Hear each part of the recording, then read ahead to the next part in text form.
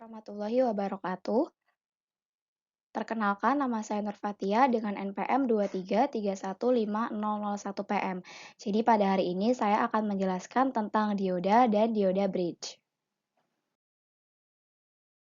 Pengertian dioda. Jadi dioda adalah komponen elektronik yang mempunyai dua buah elektroda, yaitu anoda dan katoda. Anoda untuk polaritas positif dan katoda untuk polaritas negatif.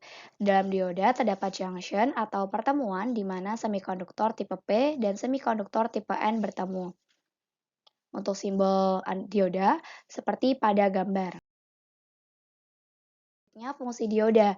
Yang pertama adalah penyearah arus. Jadi fungsi dioda adalah mampu mengubah arus bolak-balik AC menjadi arus yang searah atau DC. Yang kedua, penyetabil tegangan. Jadi dioda mampu memanipulasi sinyal AC agar bisa mendekati hasil tegangan DC baterai. Fungsi ini dapat diterapkan saat menggunakan dioda Zener. Yang ketiga adalah indikator. Fungsi ini dapat diterapkan saat menggunakan LED, misalnya untuk indikator angka-angka pada kalkulator menggunakan LED yang disusun sesuai peraga 7 segment. Yang keempat ada saklar. Fungsi diode ini dapat digunakan dengan fotodiode sambungan PN, misalnya digunakan sebagai saklar dari rangkaian yang mampu menggerakkan motor untuk menarik pintu garasi. Jika diode kena sorot lampu mobil, tahanan baliknya turun sehingga terdapat arus yang menggerakkan motor melalui relay. Ini adalah dioda bridge.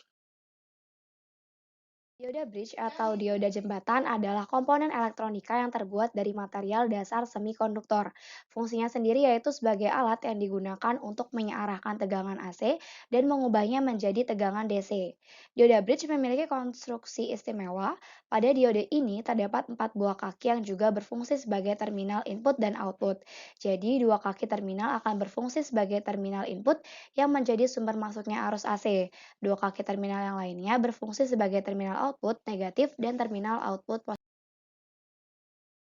Dioda bridge tersedia dalam dua versi, yaitu single inline atau SIL dan juga dual inline atau DIL. Tujuan penggunaan dioda bridge adalah untuk mempermudah proses penyearahan dan proses pengembalian arus listrik. Meskipun memiliki ukuran fisik yang kecil, namun dioda ini memiliki efisiensi yang baik dan juga harganya murah. Nah, sehingga penggunaannya pada rangkaian elektronika umum ditemukan.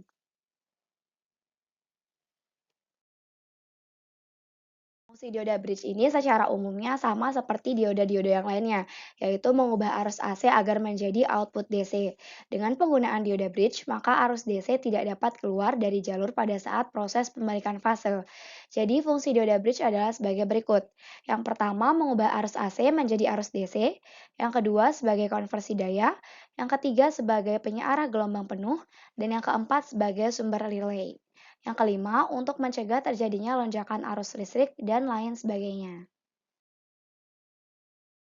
Berikut adalah gambar simbol dioda bridge.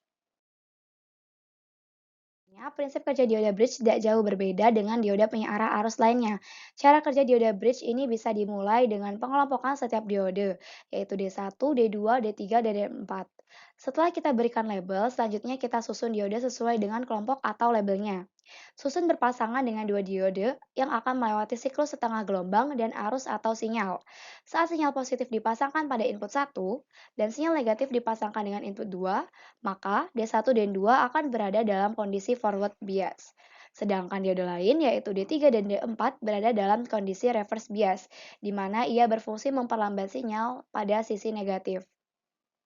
Lalu saat keadaan berbalik di mana input 1 negatif dan input 2 berubah jadi positif, maka D1 dan D2 dalam kondisi penghambat sinyal negatif atau reverse bias. Kemudian D3 dan D4 menjadi forward bias. Untuk kelebihan dan kekurangan dioda bridge, yang pertama ada kelebihan, yaitu efisiensi yang tinggi dalam perannya sebagai penyearah. Yang kedua, sinyal keluaran DC pada dioda bridge lebih halus daripada sinyal keluaran DC penyearah setengah gelombang. Yang ketiga, arus listrik diperbolehkan selama setengah siklus positif dan negatif dari sinyal AC input.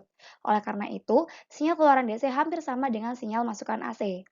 Yang terakhir, tidak diperlukan center tap pada trafo sekunder, trafo yang dibutuhkan lebih sederhana, dan masih banyak kelebihannya yang lainnya.